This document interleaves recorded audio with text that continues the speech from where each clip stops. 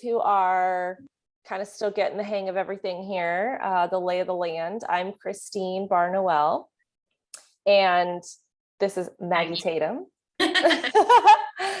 And we are joining forces and communities to create kind of a transformative curriculum, but we're doing that in lots of different ways. And in particular, on Mondays, we're doing some short live trainings so that people can start to, get a handle on changing their life by themselves. I think it's really important, and I think it's very empowering. 100%. I think at least for me, I know so much of the work that I did was just like me and all the resources that I could find first before I was really ready before I knew I had taken myself as far as I could go by myself personally, So yeah, that's definitely the first. Totally. Yeah. And we really want you guys to feel like you're finding, some answers that can help you. We can discuss actually in another live. I've been having some crazy breakthrough, like looking for answers for a while in a certain area of my life. And like actually this past week, I found a lot of answers in something I've been searching for months and some even years. So it takes time. And we just want to hopefully be the start of what you're looking for and help guide you in a direction that can help you with whatever it is that you're needing assistance in. So today we're going to discuss, we're going to talk a little bit about what's, happening in the world right now, which is yesterday was World Mental Health Day, which is great. I think it's amazing that we're normalizing these conversations now. That's the whole point. And we have a day, it should be, I think actually, is it Mental Health Month? Like, I feel like there's like a month dedicated to it and all these things. Either way, every day for you should be Mental Health Day to do a check-in. Maggie and I talk about this a lot. Like first thing we do when we jump on calls with each other, how are you doing? How are you doing? Like you can't just jump into things and just assume everything is business as usual. I think it's really important that we need to acknowledge how people are actually doing. And people, I fall victim to this a lot. Sometimes we just do the general, I'm fine, and move on, right? How many of us do that? But that's not really that's not the game these days. Like we need to be actually telling people, hey, I'm not doing so great, but I'm getting there. And, and then that person has an opportunity to say, how can I help you? Versus just assuming that nobody wants to help you.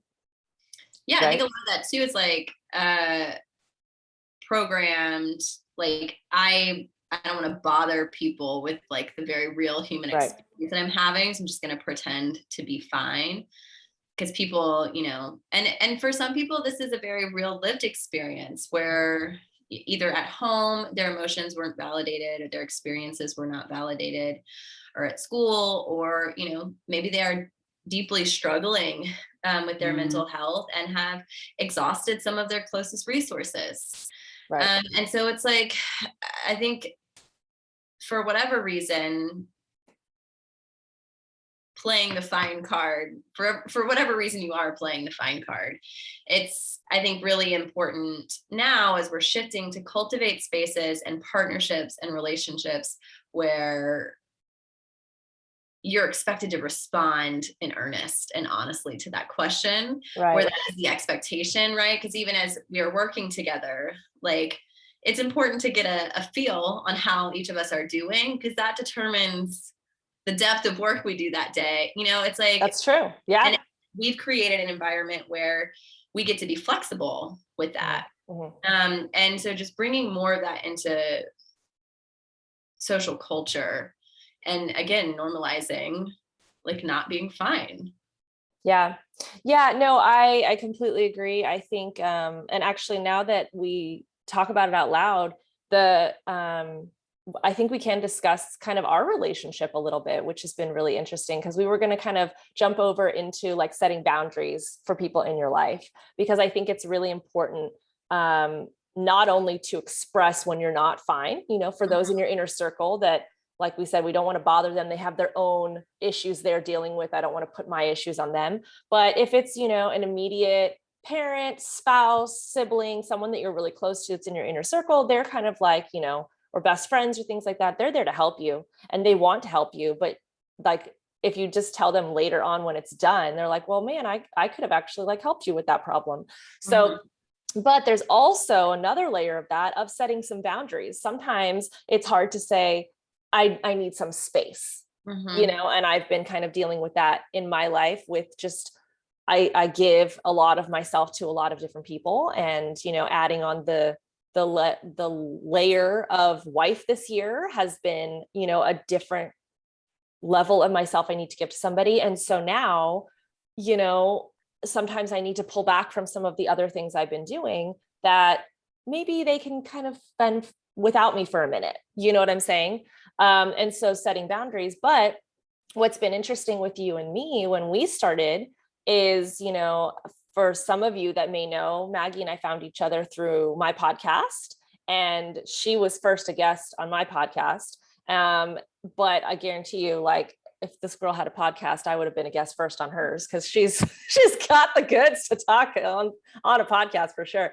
And we just bonded right away. Like, there was this mutual respect for what we do, and just this energy and passion of how we want to bring some of these things to a greater audience. So then, you know, I reached out to Maggie and we were just talking about how we could kind of collaborate and work together. And it just kind of developed into this thing, you know, very, very organically, which is so refreshing. I think I don't have that interaction a lot with people. And she's right. Like, there have been some very interesting things that have happened in the, what would we say, 3 months that we've kind of known each other, 3-4 months. And, you know, both on her end and my end, we've had some, you know, health things, we've had some, you know, life things happening, good, bad, all of it. And we've been able to be so flexible with each other. But also the cool part is that we've also still been able to hold each other accountable. And that's really cool. Like, I just told, I don't even think I told this to you, Maggie. I told my husband yesterday, I was like, man, I just love that Maggie can be my accountability partner right now, because I had a really rough week. And when you and I needed to jump on and do, you know, some stuff for our course or whatever, I was like, this is so good for me. Like, I love that I have you, that we can do that. And vice versa. When you've been kind of having some time, you know, I'm like, we can move things around. My schedule's pretty flexible. So is yours. And we respect each other enough to know that we're not bailing on each other. We're just trying to, you know, make it so that it fits into our life. Right. I think that's huge. I think that's a big piece of what's missing from the conversation. It's like, not being your 110% best every day does not mean you're not in integrity. Like, creating the understanding that, like, honoring ourselves and where we are while still being committed to this relationship and what we are creating means that we have flexibility in how we show up each day. And that puts us in integrity, and because we have open communication. And this is something that's so hard, I think, especially as women, where we're programmed to just be accommodating and just to, like, swallow it and, like, stuff it down and just, like, you know, stick with the program and, like, don't cause any waves. I think it's even when, like, and that's a deep programming. So even though we're two women working together, it's likely we both come to the table with that programming, and that programming continues until you challenge it. And I think that the beautiful part about our relationship is, like, honesty and integrity, especially in sharing, like, ideas, like even looking at some of the graphics or, like, business name ideas, right? It's like, it's hard to tell somebody that an idea that they like is, like, not vibing with you, you know, but that's how you have to have hard conversations. You have to lean into some of the discomfort, in order to, like, be in integrity with yourself and with your commitment to the container. Like, it does this container no good in what we are creating if I'm being dishonest or you're being dishonest, to, like, you know, protect your each other's feelings. Like, we don't do it in a disrespectful way. I remember when we were doing that specifically and looking at some graphics and things, and I said, you know, please don't, like, say you like it because I do. Like, I want you to, it has to, you know, and we discussed color schemes and different things, and we both have different, you know, normal, like things that we kind of, things that we like and don't like and whatever. And we found something that we both love, but I said, I didn't just say that to make you feel better. Like, if you don't like something, please tell me, we'll change it. And by saying that, I was ready to have you say whatever it is that you needed to say, and gave you the space and the comfort to be able to be honest and authentic, so that we could move forward, because we both had the same goal in mind. And I think that's the biggest thing, is that here we're trying to create something, but for most people it's, I don't feel well. I don't know how to tell you I don't feel well. Also, I don't want to bother you with something. We have other things we need to be doing. So I'm just going to tell you I'm fine. We're going to move on. I'm going to stuff it down, and you're not going to be able to help me. But if we, like you said, shift that conversation and start to tell people, I'm actually not okay. And here's why, like, what's the level? I think the first thing you need to tell someone is, like, on a scale of 1 to 10, or whatever scale it is, what's the degree? What's the, from here to here, how are you feeling? Because then you can kind of get an idea of, is this a very serious conversation that, like, oh no, like you need some intervention right now? Or is this something that, like, it's just a rough day, I know it'll pass. It could be a hormonal thing. It could be, for women, it could be a period thing. It could be a, just a bad overall, like nothing's clicking today, one of those energetic days. Or it could be that something really bad happened and you're grieving from that. There could be so many things, but you kind of got to gauge the temperature a little bit. At least that's what I do with, the people that, when they finally get out, I'm not feeling great. It's like, okay, well, what kind of not feeling great? Because there's very many levels of that. And then I think also what that does to the person that's not feeling good is it helps them, when you talk about it, you realize it's kind of like writing your long list down and getting it out of your head. You realize, oh, you know what? Like, maybe it's not as bad as I had it in my head. And that's, like, honestly, from my personal experience, 95% of the time. Yes. You start to spit it out and you're like, oh, wait, hang on. Like, now I have to justify why I'm not feeling good. But also, I don't feel like I have to prove to anyone, why it's a big deal for me. But at the same time, you start to realize, oh, well, maybe it's not as bad as, well, it could always be worse, kind of thing. Yeah, I think, but even more, it's just like, feelings have the capacity, and we're going to talk about that today, like numbing emotions. So feelings have the capacity to overrun you, especially when you're not acknowledging them and when you're trying to pretend like they don't exist. Right. They take on this, like, larger personality inside of you. And when you're actually able to express that, it relieves a lot of the tension and the hold that it has over you. It's the same with, like, fears. Once you finally name a fear, the power that it has over you is, like, far diminished. And so it's simply through this act of, like, expressing what it is you're feeling, and then having somebody ground you in, like, the remembrance, like, this too will pass. This is very much like a temporary moment for me where I'm not feeling well, and, like, creating this understanding where both parties know that this is going to pass. And so allowing room for negotiation, I'm just thinking specifically in partnership or in the workplace, where, you can be in integrity and say, I need another day for this. If I bust my ass in this place where I'm not feeling well, it's going to be a subpar product. Yeah. And it's like, I would really appreciate one more day on this so that I can get myself together and really put out something that I'm proud of. Just for example, like, and I know that this is hard in some places because there's not a culture of that, but I do believe really it begins with your own personal bravery of first saying, I'm not okay. And whether you express why that is or not, because here's the thing, like, to some people in terms of setting boundaries, like, you don't owe anybody an explanation. You not being okay gets to be enough, but it takes that first step, because when you do that first, then you are implicitly giving other people permission to do the same. And so you're just, like, leading by your not okay example. And well, for them, but also you're teaching them how to treat you. So if you say you're fine, they're going to treat you like you're fine. But yeah, I think it's also, I think you nailed it, like the acknowledgement. That was definitely a big part for me. If I said I was fine, or I, just didn't, kind of blew it off, then it would go away, right? It never does. And I think secretly we all know that, but it doesn't matter. We still test it anyway.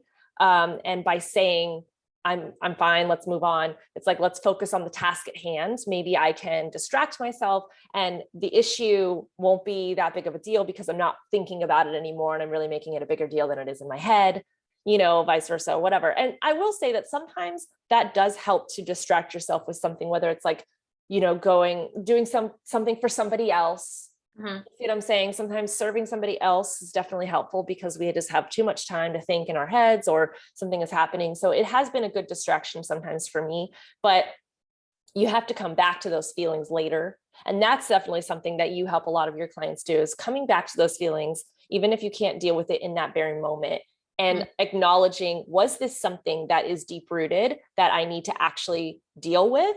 Or was this just a blah day, that I just had some feelings and it really was just, because we do have days like that. And I think that people need to acknowledge that too. Some people are like, oh no, I'm starting to have more days that just aren't, I'm not happy. It's not great. And they're like, am I depressed? Do I have mental health issues and things like that? Like now the conversation is starting to get like, people are on one side of the scale or not, they don't know where they fall. And it's like, no, sometimes you can just have some blah days. And it doesn't mean that you have a mental illness or that something's seriously wrong, but you have to acknowledge like what was the catalyst for the blah day. Right. You know what I mean?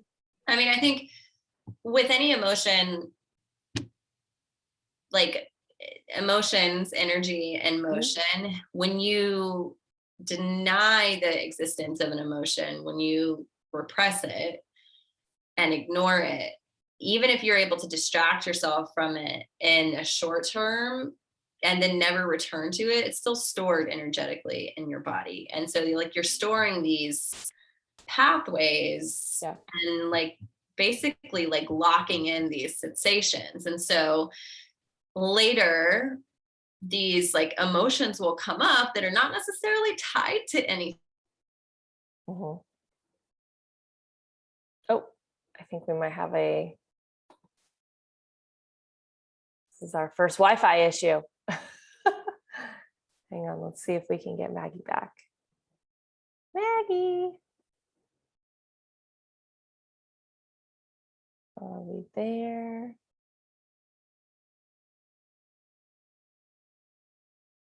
Let me see here. How's everyone else? Is everyone else seeing this? Let me see. This might be.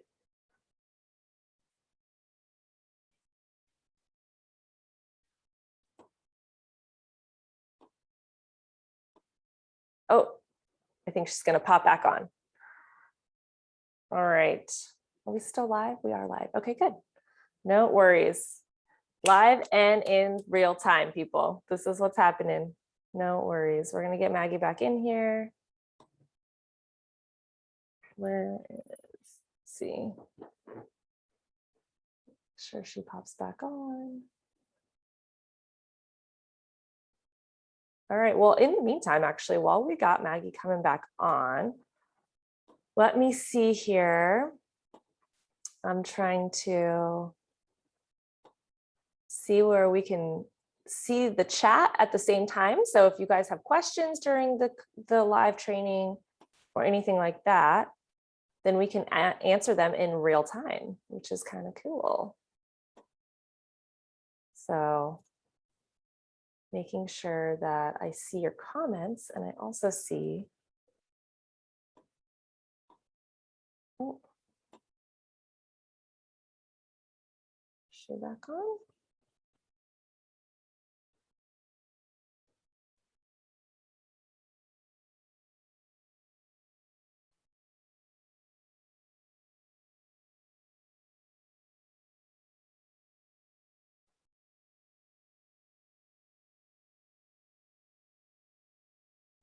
Okay.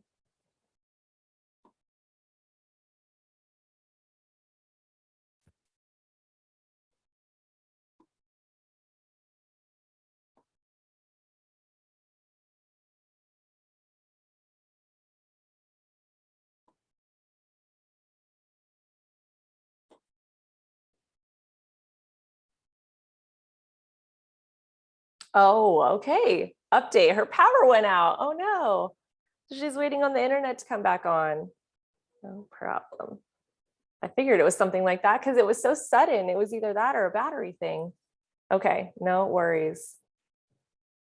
We are going to hang out here for a second because I want to make sure this stays in the same live. So you guys can just kind of like, if you watch the recording, fast forward to when we're back. But until then, until we get Maggie back, we are, just to catch people up, we are discussing World Mental Health Day that happened yesterday. And oh, there she is. She's already back in.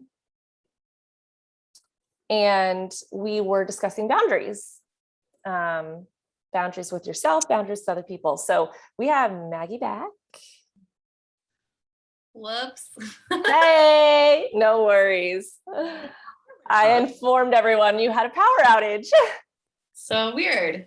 Yeah, it ended so suddenly. Anyway, no worries. We were just catching people up on talking about World Mental Health Day, boundaries, discussing the I'm fine, kind of pulling that card on yourself and on other people. But we were discussing, do you know where you left off? Yeah, how like emotions get stuck in the body. Like, oh, that's so, right. And when you have enough emotion like stored in the body, you will start experiencing emotions like out of the blue. And so a lot of the times, sometimes when you just wake up and you're like, ugh, I just feel off. Yeah. It's like a lot of times that can just be old shit stuck inside of you, which is why it's really important. Like a lot of the work that I do is not only like clearing, but maintenance. Like on a daily basis, are you checking in with yourself for what you're, how you were feeling that day? And for a lot of us, we use numbing, like we are constantly numbing the emotional experiences that we're having. And like that is just trapping shit inside of our bodies. And like, this may be far out there for some, but it's my belief that the more of that we trap inside of us, the more likely we are to develop specific diseases. And I think that there is like, some evidence, some hard evidence to suggest this is true, especially when you're thinking about, what the really, really hard evidence states about stress and stressors. So it's not a stressor. So a stressor, let me define the difference between the two. A stressor is the thing that's causing your stress. So a high intensity job, having triplets, moving to a new city, whatever, right? The whole range of stress. Yeah. So like these are stressors. Yeah. The stress is the experience, is what's happening in your body. So the stress will kill you before the stressor does. And like, if it's not enough to remove the stressor and to remove yourself from the environment, because what it's already done to your system. So like stress releases all of these like hormones in your body. And it's sort of like a flood. And so it floods your vessels, which then become like stretched. So think about a garden hose. You know how it can like bulge out at some points when it's like old? Like that's what your vessels begin to look like when put under so much stress. And that causes heart disease. Right. It's like it's directly related. So that's hard science showing the effects of stress on the body. And truly like painful emotions light up the same areas of the brain as if you like hit your finger with a hammer. So like our brain is responding, our body is responding the same way to emotional pain, to psychic pain as it is to physical pain. And so truly what we are experiencing emotionally is getting stored in our body if you're not consciously choosing to experience it and express it. And this is not something that we're taught how to do. In many societies and cultures around the world, we're taught to suppress our emotions, to like, stuff them down and to just put on a brave face and keep moving. And this is detrimental to your health. Yeah. I cannot like emphasize that. I think also it's we put so much, I think that's what's so great about having, mental health day, mental health week, mental health month, whatever it is that we need, because what it's doing is it's normalizing the conversation that mental health is just as severe as physical health.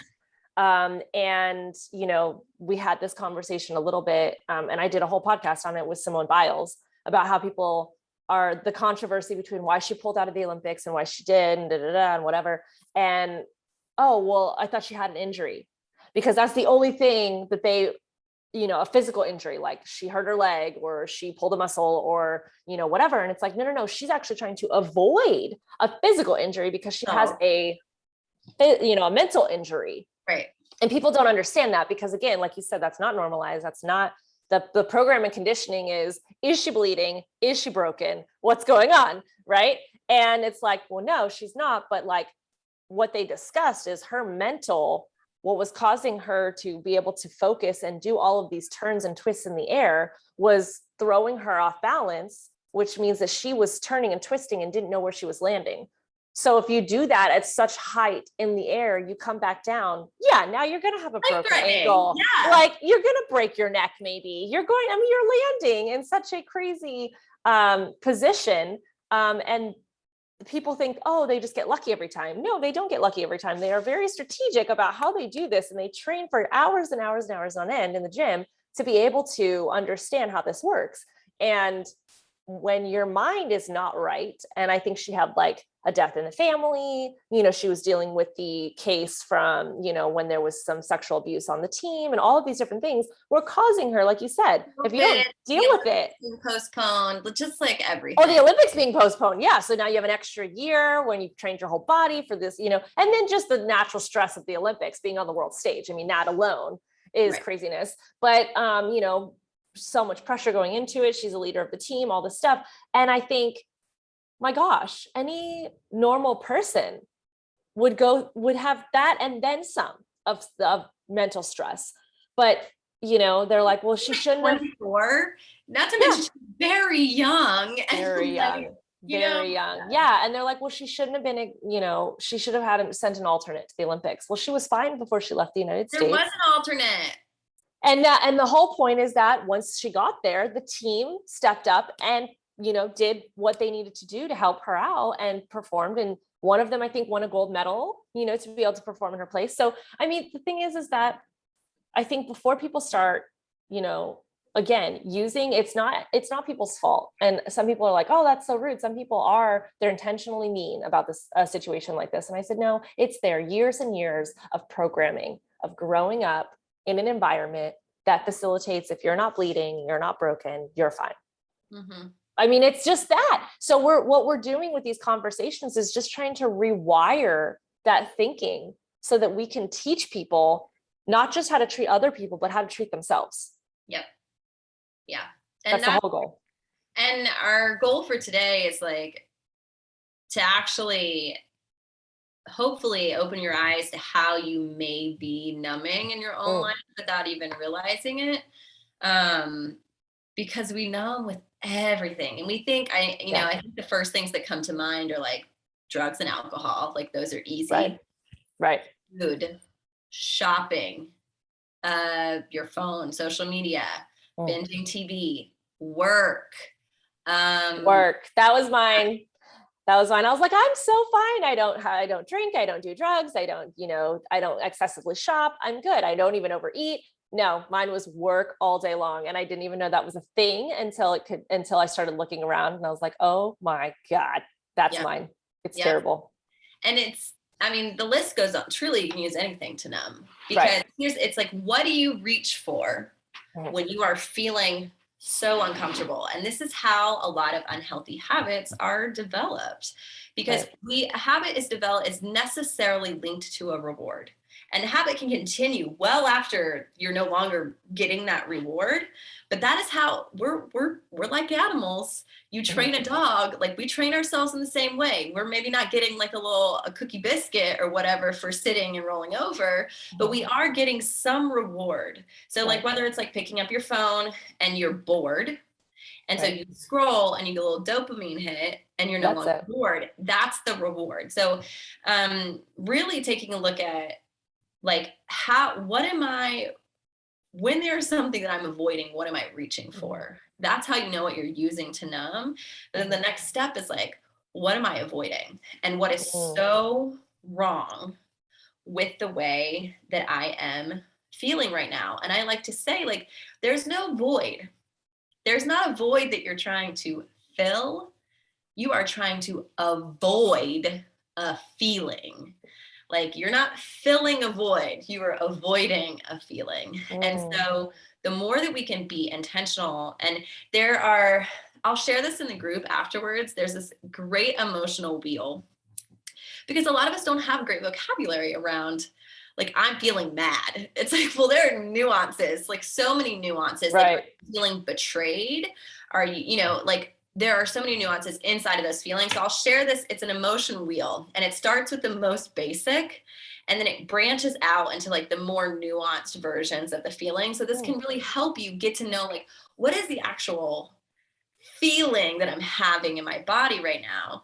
And what is, so, like, asking the simple question, this is what I used a lot when I quit drinking, was, what is so wrong with the way that I'm feeling right now that I need to drink? What is so uncomfortable and so impossible for me to sit with that I need to escape this? And so simply by asking that question, it's like, okay, now I have to face, I can no longer pretend like this isn't existing. And I have to face what's actually there. And that's honestly, like, that's all the work, is like actually sitting with the discomfort of whatever it is that you're feeling, instead of running away from it. Yeah. I just, for people who miss that, I don't want people to miss that. That's the work. So many people ask us all the time as coaches, when we say, we just got to do the work, like, we don't say it like that. We obviously explain it to them, but so many people just does the work. But so many people, when you see an Instagram post, right? Because so many people will look at, again, we discuss how this mini training, once a week, can be a way for you to help advocate for yourself and help you, start to do some of the work and the healing for yourself. But again, just like Maggie said, we get to a certain point where we can no longer just help ourselves. We need outside help, right? Whether that's a coach, a mentor, a therapist, whatever it may be that you're dealing with. And so what gets to the certain point is, now you're looking for that outside help. But there's so much that you could be doing, and just to help yourself. And also explaining it. When someone's trying to help you, you can explain it to them. But like, if you haven't done some of the kind of the diving deep into it, that's kind of what a therapist does, is they're trying to remove all these layers of the stress and the pushing things down and the I'm fines and all of that stuff. And they're like, okay, what was the issue in the first place? Because it probably wasn't even that big of a deal. Or maybe it was that big of a deal, and it was like a traumatic experience, and you just kind of put all this stuff on top of it, so we never have to talk about it again. Right. And so by pulling all of this stuff out, and like Maggie said, if you automatically go to drinking, or if you automatically go to Netflix, or you automatically go to social media, or I'm just going to go to work, I'm going to go, I'm going to stay at the office an extra hour tonight because I just don't want to go home and deal with the shit that I have to deal with. That is numbing. That is pushing it away and not dealing with it and not doing the work. And so you can be like compulsively involved in other people's lives. So like, so many of the things that, like, y'all, numbing is like crazy, because we can use things that are actually perhaps beneficial to parts of our lives or to other people's lives. Like, if I'm experiencing an uncomfortable emotion and I say, oh my gosh, you know what? I think my friend is really going through it. I should give her a call right now and just check up on her. And I'm now focused on whatever her problems are, right, because I don't want to deal with my problems. That is like, yes, am I being a good friend? Yeah, I'm holding space for my other friend and, like, helping her through her problems, but that's numbing. I'm avoiding my own shit. So even that's why it's so like, just like, it's tricky. You really have to get in there, right? Because it's not the what you're doing, because I can sit down and watch Netflix when I'm not in a numbing zone, and really enjoy it and feel restored. I can engage with somebody on social media when I'm not trying to numb out and feel like I just made a really powerful connection here. I can shop and it makes me feel like I'm like, yay, pretty new things without it needing to. It's not the what Right. you're doing, because it can be anything. It's why. Right. Am I using this to avoid some discomfort in my life? Well, and it's when too, I think, so if you, and what Maggie was talking about before, if you're paying attention to when something is making you uncomfortable, or, something is pushing you in a direction to go do this particular thing, like she said, for a dopamine hit, right? Mhm. We're going through, we have this mindset course we're going through right now. And that is exactly the rhythm. We were talking about the rhythm of life and the dopamine hits that you're getting based on when you feel like you've hit both ends of the spectrum. Basically, people live on one end or the other. They're not living in the middle. And the Mhm. middle is the emotions. And I'm the first one to say this, like, as honestly, like, the reason I related so much to Simone Biles and her story is because as a high performance athlete from the industry I come from, it's the same thing. We're not taught to enjoy the ray of emotions, or even, I won't even say enjoy it. For high performance athletes, it's a burden. We don't have Mhm. time for those things. We have got to get on a plane. We have to go to where we need to go. We have to train for 8 hours a day. We have to, all these different things. And we have to be mentally prepared to be on. And for years and years and years, that's why that life is not sustainable. Because for years and years and years, you can push those things away and try to focus on the task at hand. And if you're winning and you're doing well, it can be very rewarding. However, what Maggie said before is pushing all of those things down. Those things are not going away. They're getting stuck in different places in your body. And then years later, so now you start to talk about someone like Michael Phelps, who now has been retired for many years. And he has very openly discussed the therapy he's had to go through to be a good dad, a good husband, a good, civilian in society, because he was just pushing and winning so much and doing all of these things that when he got into the normal world, nobody knew how to help him be a normal person. What does that even mean? What does that even look like? And he had all of these things popping up and people were like, well, why is that happening? And nobody knew how to help anybody. And so by all of these coaches and therapists and, energy workers coming out, I think that is just, we're creating this energetic health space.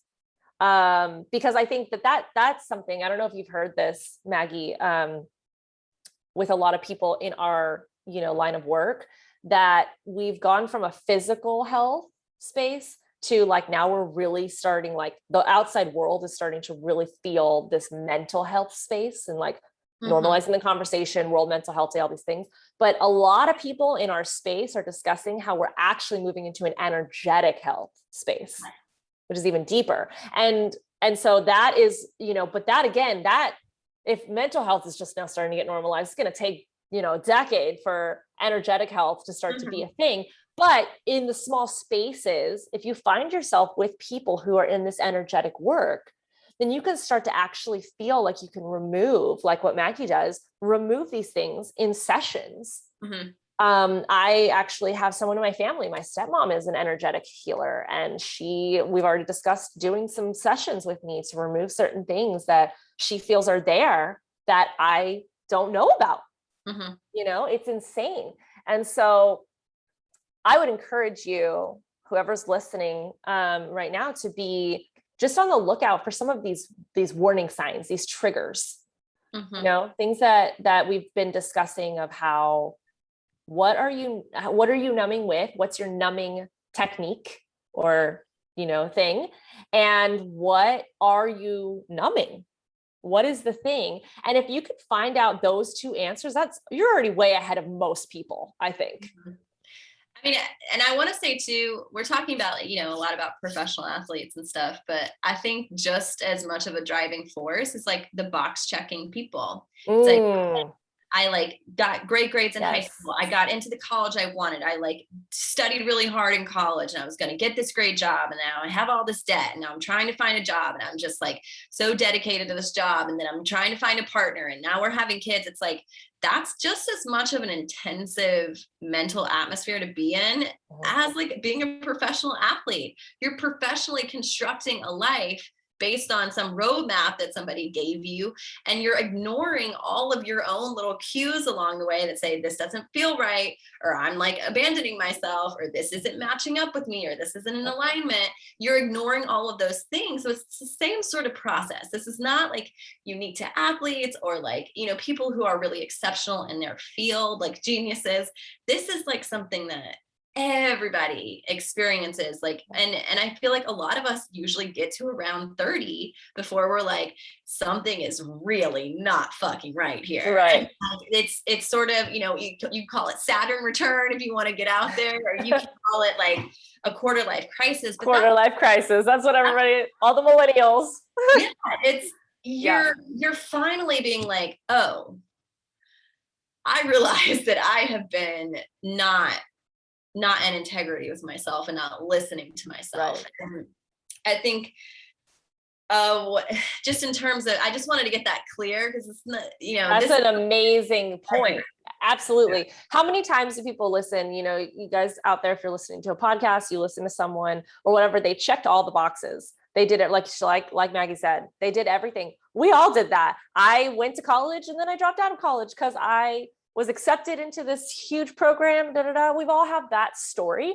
And I think now I will say we don't all have the story of it not working out. I will say that there are definitely people who did the things, got the degrees, did all the stuff, have a great job, and actually do love their life. That is totally a game plan for someone. Of course, it wouldn't be a game plan if it wasn't actually working for like some right, for a percentage of the population. But I think the thing is that, you know, when you look at society on a bigger scale, and I think this is what a lot of people don't like to do, is society is the way that this like social norm of programming and conditioning has been created is really not for your benefit.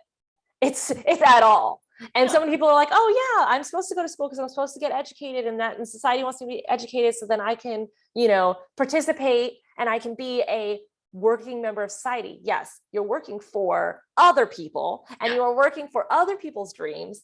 And like, I won't get into the soapbox issue because this is a whole other thing. And put it in the comments if you guys want us to discuss this. Like, we could both go on and on about this topic, but just as an overlay, the tip of the iceberg here, essentially the social norm way of us, you know, having counselors in high school that are, what do you want to do with your life? Like, well, also, why at 18 are we deciding what we want to do with our life? Like, my mom's in high school and I'm like, don't you think it's crazy that some of these kids like aren't even prepared to figure out what they want for breakfast, and yet we're trying to figure out what they want to do for the rest of their life?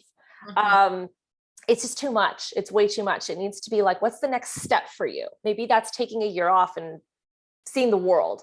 Maybe that's taking some time just to find yourself, you know, but we have to kind of quickly go into all these spots because we're getting older and we have to, you know, pay for college, we have to do all these things and whatever.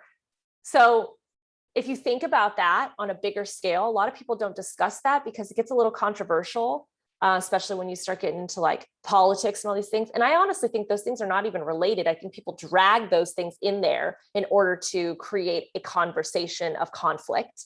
Mm-hmm. And I think that a lot of it is really just because there is a social norm. I think that gives us some place to start, that if somebody needs some guidance, maybe this path could work for them. Mm-hmm. But I don't think that parents, teachers, counselors, you know, university professors, all these people should be pushing everybody in the same door, in the same direction, saying this will work for everybody and you will eventually find your way. It's okay if you're lost. It's okay if you're not feeling like this isn't the right path. Try it and then we can start. But then you get down so far that it's like, okay, wait, I want to go back. And it's like, no, you're already with the crowd. There's no going back. There's no exit door. And then you have to now deconstruct your life. Mm-hmm. When in reality, you could have just constructed it differently and taken more time to appreciate what it is that you feel you need. Mm-hmm. And that's, again, we go back into it. That's doing the work. That's the work. And nobody teaches us how to do that. I would have loved to start doing the work when I was 18 years old. That would have been amazing. Nobody was teaching us how to do that. They were like, you're just supposed to go to college. That's the work. And I'm like, no, but that's, now you look at it and it's like, that's not though. Like there were some things I could have dealt with when I was 18 that could have led me down different decisions in my early 20s that would have given me a much clearer sense of not just, again, this fight or flight mode, you know, all of these different things. Man, I watched a TikTok the other day. We could do a whole video on that. This girl was discussing the chaos that she has put herself in for so many years and the chaos that the world has put her in. And she said, even if I wasn't in a chaotic situation, best believe I would have made it chaotic by trying to people please and make sure that everybody was taken care of. And I made it a chaotic situation. She goes, so now I've created a place of peace for myself, right? She's done the work. She's created this place of peace. And she goes, and I don't know what to do. I don't know how to take care of myself because I'm not in a constant fight or flight situation. And she's like, nobody is talking about this. Yeah. I mean, I'm working with a client right now who's like fought her whole life and now is in this like stable, secure environment. And it's just like, what to do because we forget our bodies are programmed very specifically, like to, you know, if chaos is what you grew up in, then chaos is home. And so when you're in like calm and peace, it doesn't feel safe. And I mean, I think that that's a lot of the reason why doing this work can be super triggering because, you know, I think the perception is that you'll just feel better. And that's not really true. Like you will ultimately, like in the aggregate, feel better, but you're going to feel everything. And that's going to be like unsettling. And it's going to feel, you know, it's not going to, I think it's like we have this idea that it's all going to be sunshine and rainbows once we've done the work. And that's not really what comes out on the other end. I think that you're able to experience greater joy and more frequent joy and embody that and welcome that into your life. But you're also going to be more open when you stop numbing emotions. You're going to be feeling everything because you cannot selectively numb, y'all. You cannot say, I'm going to numb pain and not also numb your joy. You cannot choose which emotions to numb. So when you're numbing one, you're numbing all of them. That's interesting that you say that. I'm sorry to cut you because, again, something I saw the other day about antidepressants, how antidepressants are meant to get rid of the depressive feelings, but it's really just getting rid of all the feelings. So what happens is it's numbing your depressive and your happiness. So if you see people, sometimes if they're on antidepressants or they're on these things, sometimes they feel a little bit more neutral. Yeah. So it takes away like, and all of them work differently and they work differently with different people. And so like sometimes if that result is like really pronounced, then I would say wrong medicine, wrong dosage for the wrong person. Right. But yes, like an antidepressant is meant to level out some of your emotional experiences. And I know like people with mental illness, a lot of reasons why they choose to stop taking medication is because they no longer feel as alive, as like, you know, fully immersed in this like emotional experience that we're having here on earth. Yeah. So that's totally, I mean, that's 100%. But I think here's the thing too, it's like our joy, and this is like looping right back in, our joy is as scary to us as our pain, because when we are in this moment, especially if you've experienced trauma in the past, when you're in these moments of high joy, what's triggered is like, what's going to take this away from me?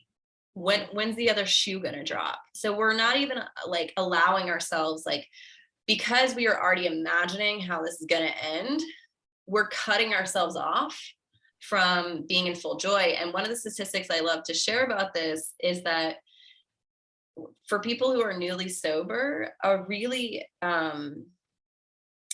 like highly positive event is more likely to predict a relapse than a really negative event. Hmm. And that just like every time I say that, I get full body chills. It's just like we are so afraid of our joy. We're so afraid of being well because it's been so foreign to us. Yeah. And we're just afraid of losing it. And I think a lot of coming to terms with like not numbing anymore is realizing like no emotion is permanent. Like Right. you're going to have highs and you're going to have lows and they're all going to come back around. And so my last, we're at time here. I want to give like 2 solid tips to like actual takeaway from here. So, you can choose to rate your days.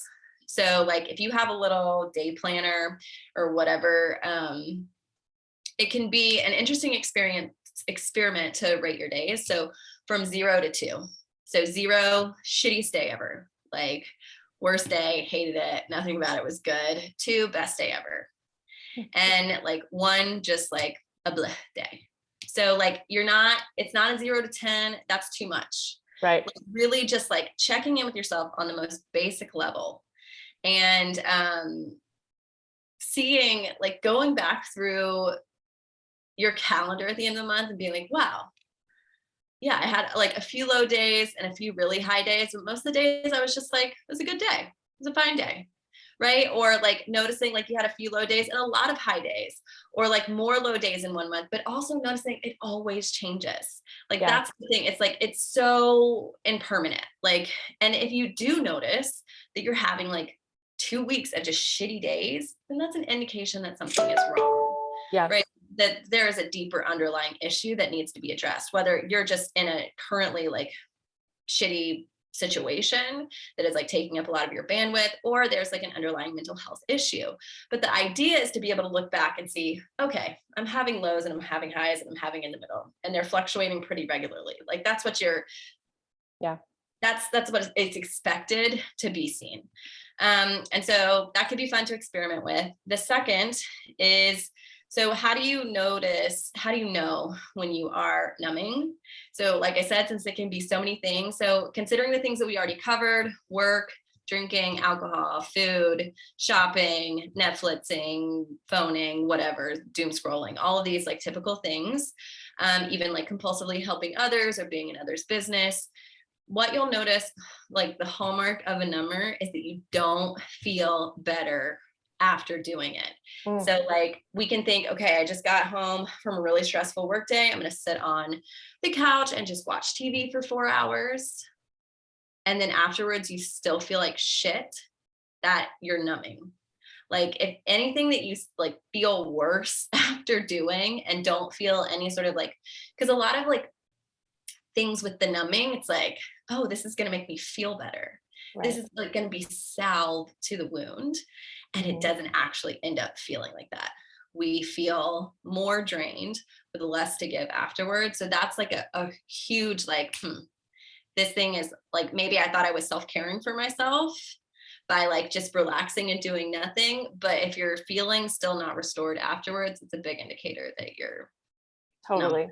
Yeah. And I also, just to wrap it up, I wanted to mention when you said, how doing the work, it's not going to be sunshine and rainbows. It's very scary. But I think that the scariest part is, we've discussed this as well, of how, of staying where you are, of continuing to numb, continuing to do all these things. Like you said, afterwards, if it's true numbing, you're not going to feel better. You're just going to feel the same or worse because now you pushed it off or whatever. So even though doing the work is hard, if you find the right community, mentors, coaches, whatever, to help you through the process, they can help you to get, how do I want to put it? Like expect what you can expect from the process so that you can actually go through it in a way that is sustainable and helps you to create the change you're looking for. Because honestly, worse than numbing is staying in the same place and not doing anything about it. Because then a year later, nothing changed. Right. And that is gradually over years and years going to get worse and worse and worse. And so even though the work is hard, Maggie and I can both say on the other side of it, and the work is constant. It's a journey, but we can both say that we've both overcome a lot of incredibly intense things in our life already by doing this work. And I wouldn't go back to who I was before. At this point, I can't. Yeah. I can't go back to that because I clearly know now. Right. That didn't work. Yeah. Well, and like you said, by doing the work, you know more, you learn more about what it is that you need, on a daily basis. And, for me, it was hugely perfectionism, and dealing with all of that and feeling like I had to constantly be everything for everyone. And that was exhausting. And I have found, like I was talking about in this video that I saw, of finding a place of peace. And now it's like, nobody needs me. Wait, what? Hang on. Like it's this fight or flight that I was constantly in, and like Maggie said, she went through a lot of, alcohol related things and all this. I mean, there's so many things out there that people are dealing with, and we are all just trying to survive. But there's good ways to deal with it and there's bad ways to deal with it. And there's ways that are more harmful than actually the problem at hand. I think that's the biggest problem. Like overall numbing, I think that some people, their numbing techniques are actually worse than the actual problem they're facing. Mm-hmm. And now they've created a double problem for themselves. Mm-hmm. And that's when it gets really scary. Yeah. And it's just, then it becomes habit. It's like breaking an supportive habit. Yeah, so, totally. Why all of our work ties in together. It is. It's crazy. Yeah. So hope you guys enjoyed this. Hope you guys, got some value from what we're sharing. Again, comments, please share your thoughts. If there's anything you want us to discuss, we'd be happy to. Again, this is going to be a weekly thing. We're really happy to be here and sharing all of this conversation with you and making this more, more common knowledge. Yep. So awesome. Grateful. Yeah. Yeah. This is